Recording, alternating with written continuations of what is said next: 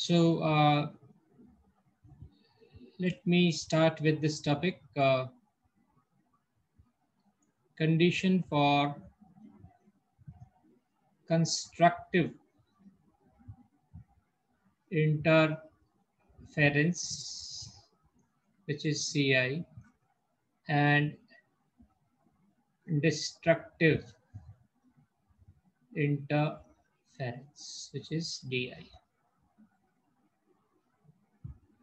A brief recap of constructive and destructive interference. In constructive interference, the amplitude of resultant wave is maximum, and in destructive interference, the amplitude of the resultant wave is minimum, right? Okay, and it is all dependent on path difference and phase difference. We saw it in the last class. Now I hope you would be able to correlate कि अगर मैं path difference की बात कर रहा हूँ तो उसका मतलब क्या है. तो उसके लिए हमको कम से कम दो waves चाहिए, right? Let y1 equal to a sin omega t and y2 equal to b sin omega t plus y are two waves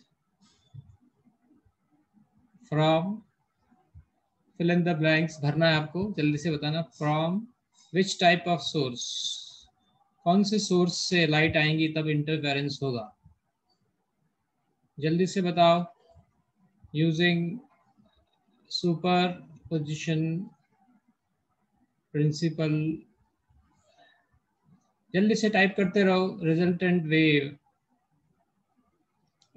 wave is given by इनका algebraic sum y equal to y1 plus y2.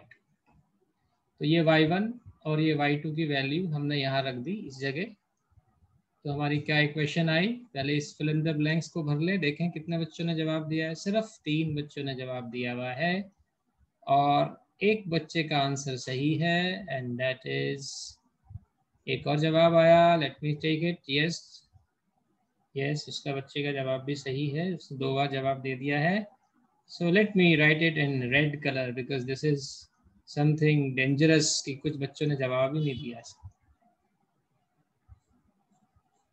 Coherent sources, the two sources must be, जहाँ से y1 और y2 आ रहा है वो sources कैसे होने चाहिए, coherent. So this is slit S1 and this is slit S2. जो स्लिट S1 से आ रहा है, हमने YDSC पढ़ा था, उसमें स्लिट S1 से y1 आ रहा है और S2 से y2 आ रहा है.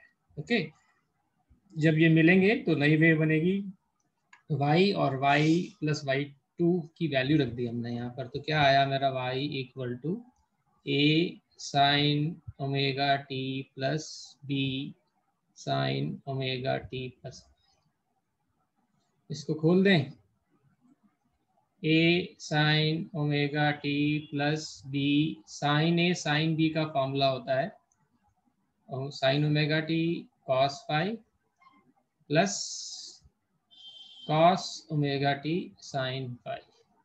जिन बच्चों के पास मैथ्स नहीं है उनके लिए ये फार्मूला हमने यूज़ किया है. साइन ए प्लस बी का sign A cos B plus cos A sine B.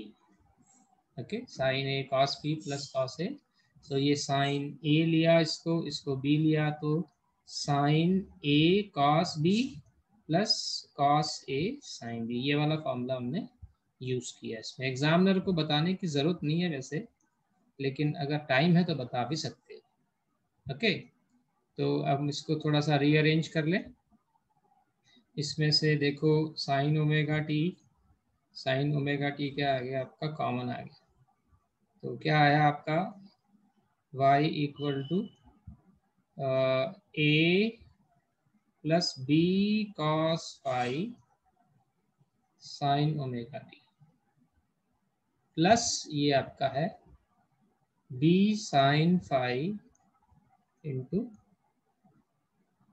क्या आएगा, b sin phi को पहले लिख लिया cos ओमेगा t। इसको मैंने इक्वेशन नंबर 1 ले लिया।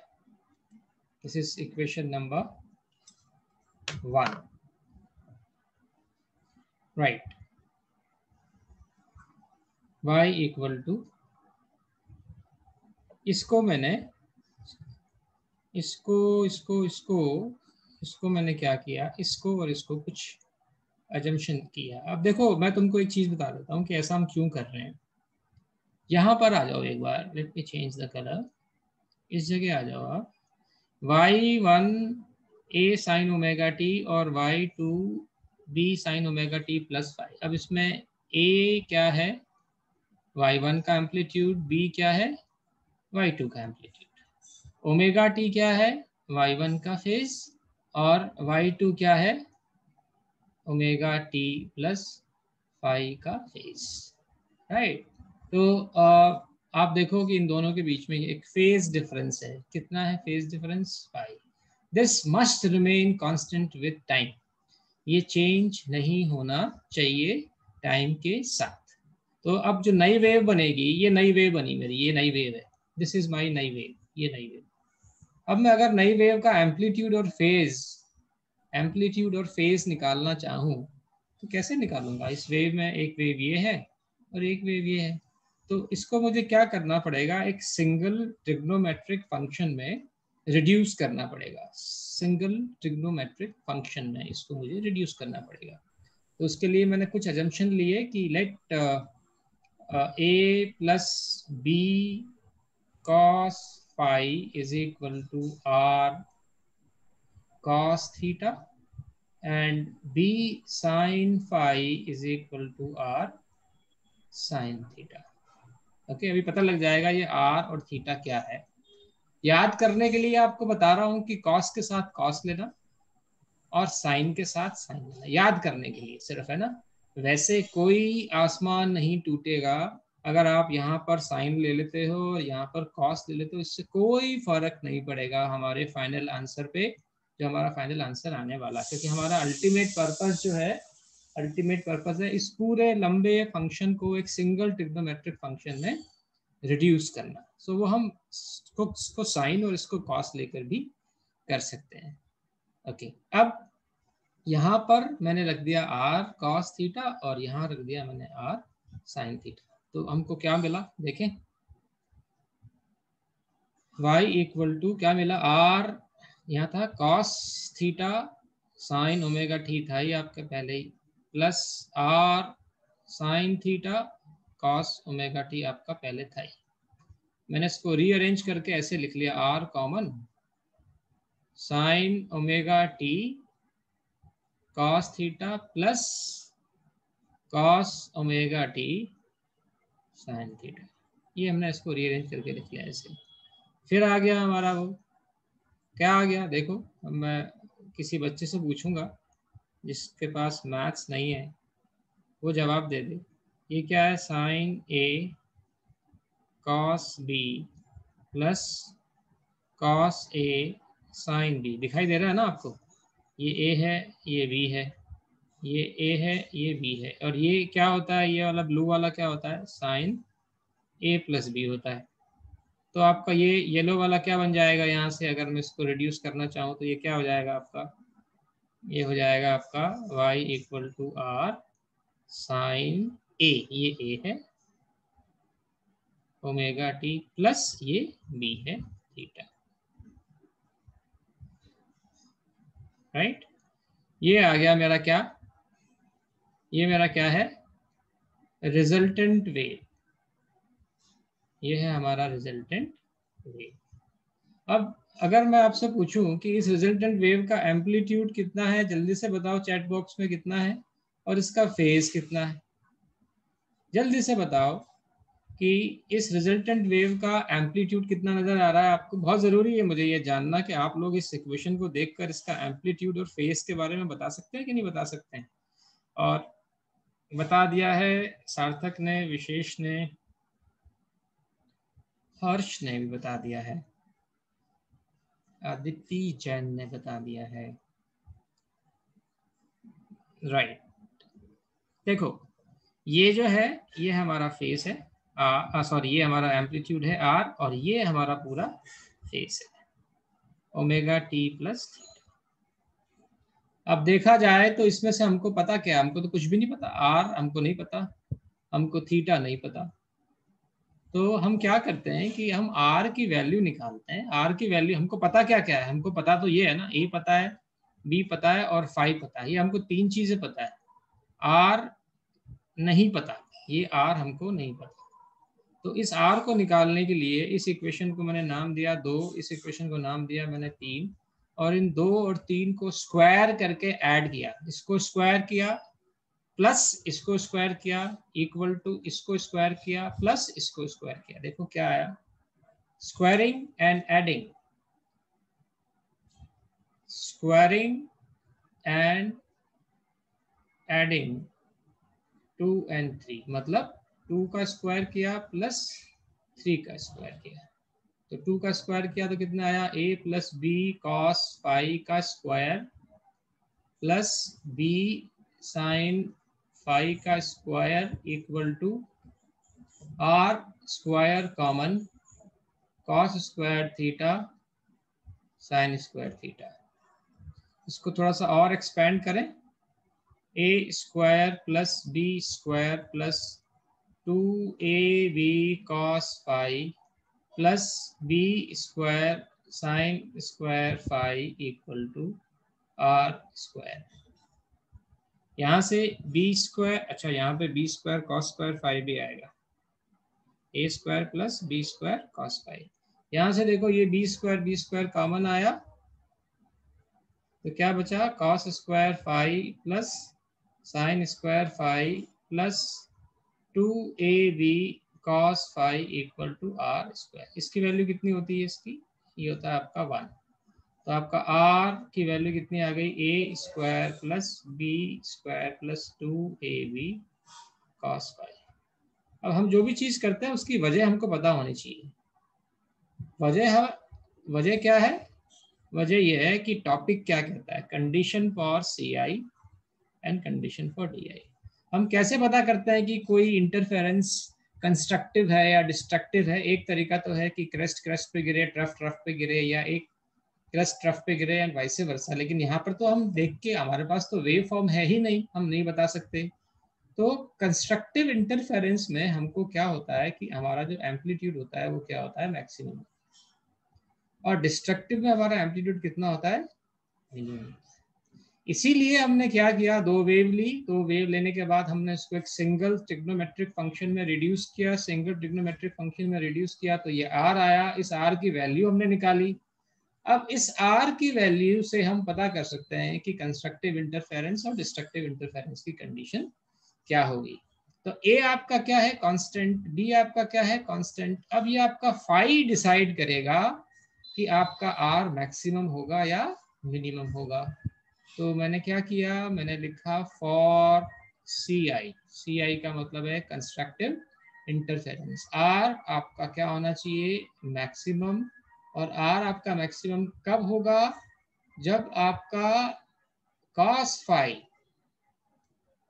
फाई आपका कितना होगा, मैक्सिमम, और cos फाई आपका मैक्सिमम कितना है बच्चों, +1।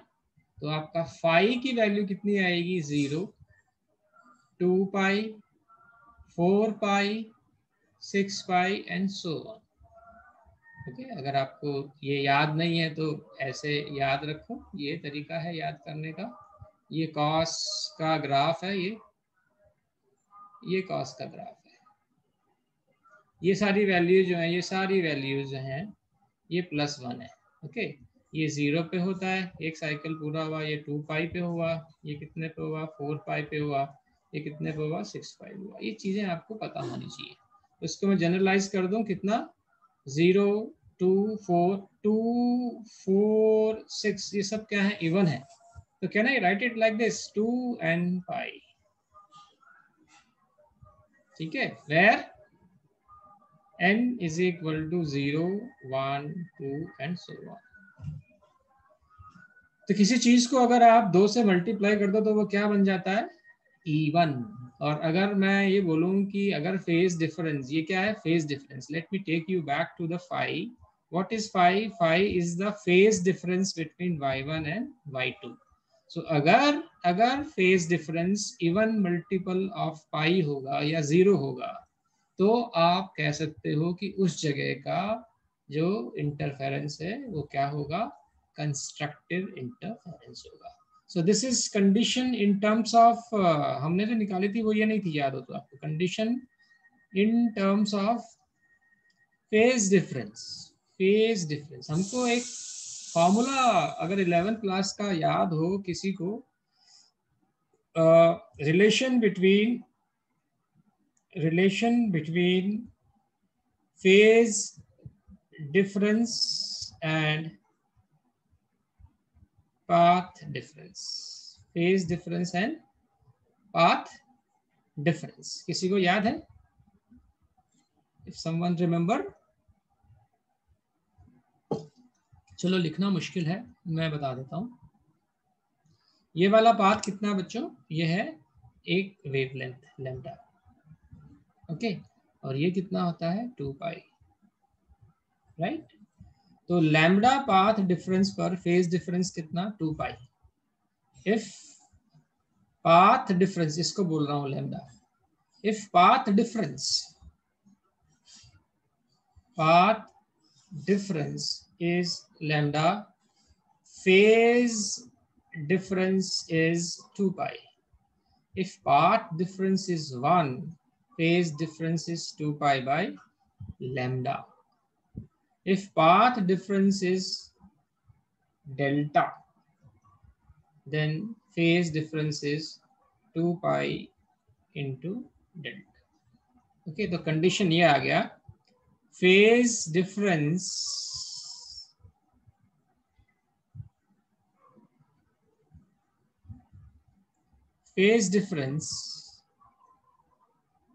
is equal to 2 pi by lambda into path difference।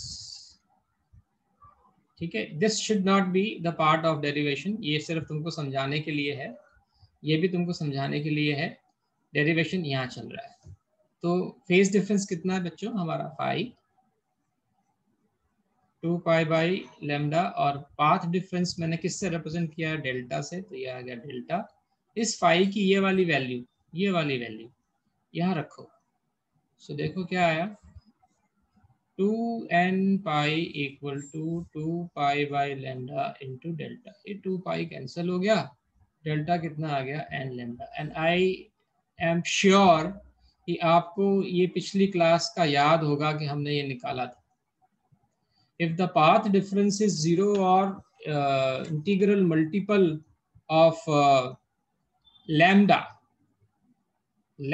है ना, देन कंस्ट्रक्टिव इंटरफेरेंस होगा, उस जगह पे आपको क्या दिखाई देगी, bright band.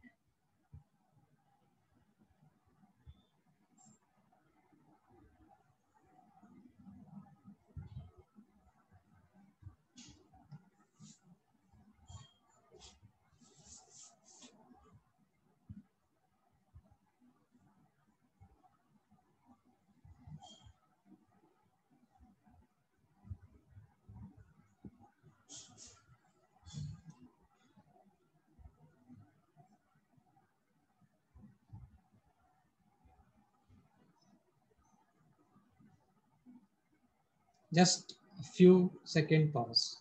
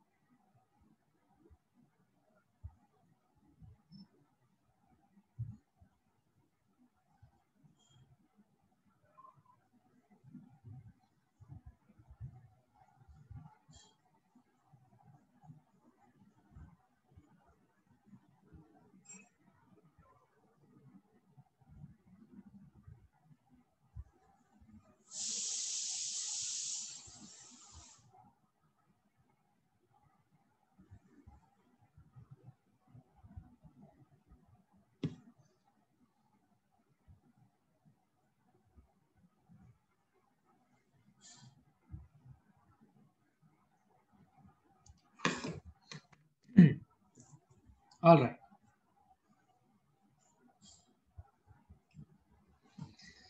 Now let's move on to the next part. Next part के लिए बेटा ऐसा करते हैं, चलो अभी हमारे पास टाइम है शायद, इंटेंसिटी पैटर्न देख लेते हैं। इंटेंसिटी पैटर्न ऑफ YDSC, जल्दी से फुल फॉर्म लिख के बताओ, YDSC की फुल फॉर्म क्या होती है? YDSC की फुल फॉर्म क्या होती है, जल्दी से लिख के बताओ। ये ग्राफ है intensity versus path difference,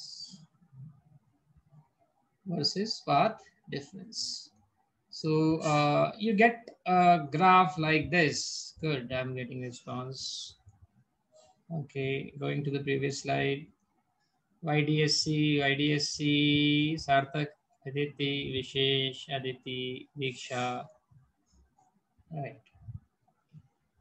Young's double slit experiment, वो यंग जिसने न्यूटन को कन्विंस किया था, तो उसको बनाने का एक तरीका ये है कि यहाँ पर एक डॉटेड सी लाइन बनाओ और उसमें ये वाला पैटर्न भर दो बेटा।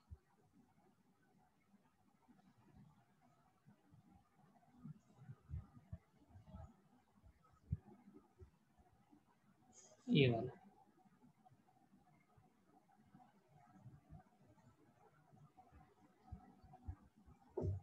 ओके। इस जगह पे देखो, इस जगह पर इंटेंसिटी कितनी है, मैक्सिमम। ओके, पाथ डिफरेंस कितना है, 0। इस जगह पे देखो आपका इंटेंसिटी कितनी है, मैक्सिमम, पाथ डिफरेंस कितना, लैम्डा। कहाँ पर आएगा आपका पाथ डिफरेंस? आपका आएगा पाथ डिफरेंस 0 पे आएगा, लैम्डा पे आएगा, 2 लैम्डा पे आएगा, सो ऑन।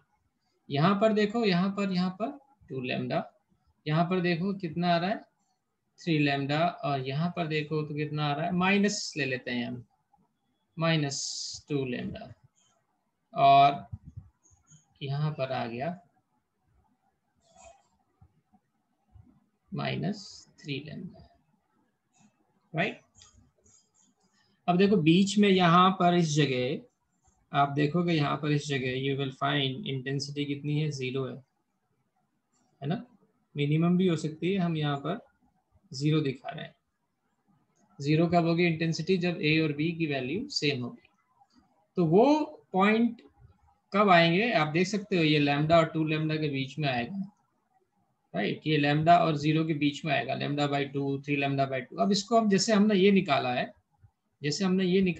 ये वाली कंडीशन निकाली है, ऐसे ही हम ये वाली कंडीशन निकालेंगे। तो ये मैं कभी भी नहीं करवाता हूँ, let me tell you, I never do this, I always ask children to do this. तो अब CI की जगह क्या होता है, साथ साथ कॉपी में करो, DI, है ना। फॉर DI मैक्सिमम की जगह क्या आएगा, मिनिमम। ऐसे ना याद करने में भी आसानी होती है, मिनिमम आएगा। पॉसिबल कब होगा, जब कॉस फाई, यहाँ पर क्या आएगा आपका, मिनिमम। ये कितना हो गया आपका, -1। -1 कब होता है, जब आपका, यहाँ पर देख लो, ये देखो, ये आपका -1 है, ये सारे जितने भी हैं ये क्या है, -1 है। ये कब आएगा, जब आपका ये पाई होगा। ये कब होगा, जब आपका 3 पाई होगा। ये कब होगा आपका, जब 5 पाई होगा, and so on. So I would write phi as pi, 3 pi, 5 pi, 7 pi. अब ये सारे देखो क्या है, ऑड है, 1, 3, 5, 7, ये ऑड है। अब ऑड नंबर बनाने का एक तरीका ये है कि इवन नंबर जो है आप बस उसमें से 1 माइनस कर दो। तो इवन आपका क्या है, 2n है, माइनस कर दो या ऐड कर दो, मैं माइनस कर रहा हूँ। तो आपका फाई कितना आ जाएगा, आपका फाई आ जाएगा 2n - 1 फाई। ये वाला फॉर्मूला आप लिखोगे, ये वाला फॉर्मूला आप लिखोगे, राइट।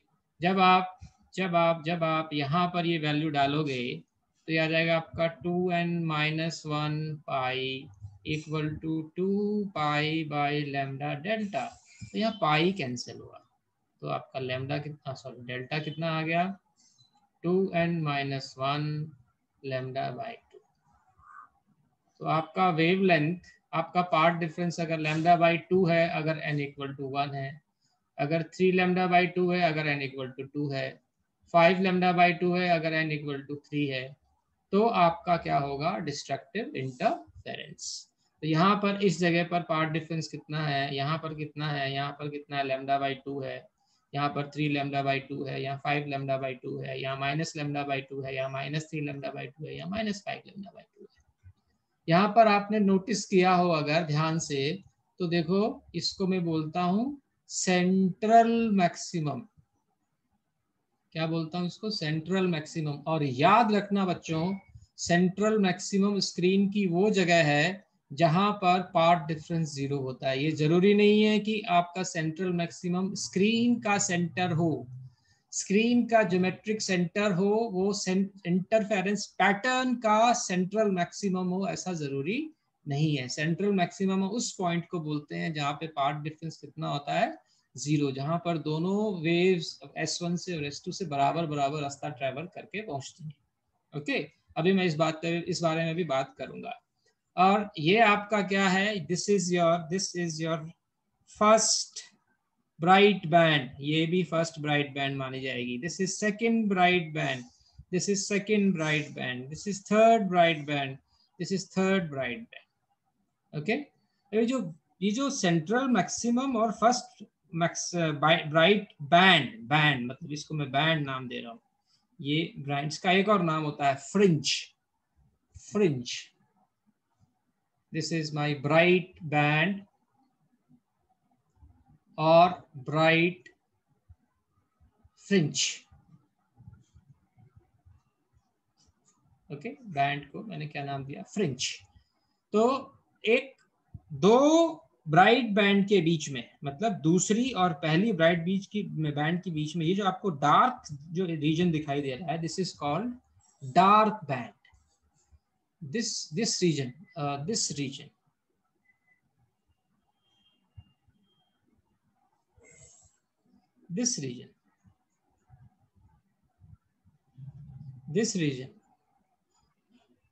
ये क्या है, आपके डार्क बैंड्स।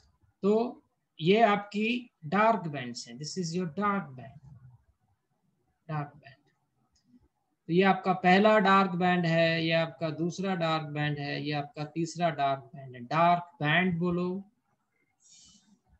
या डार्क फ्रिंज बोलो।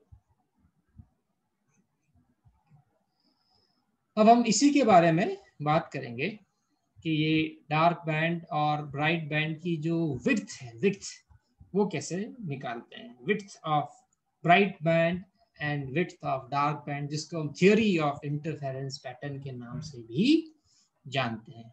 सो we will do it in the next part, next portion of this class.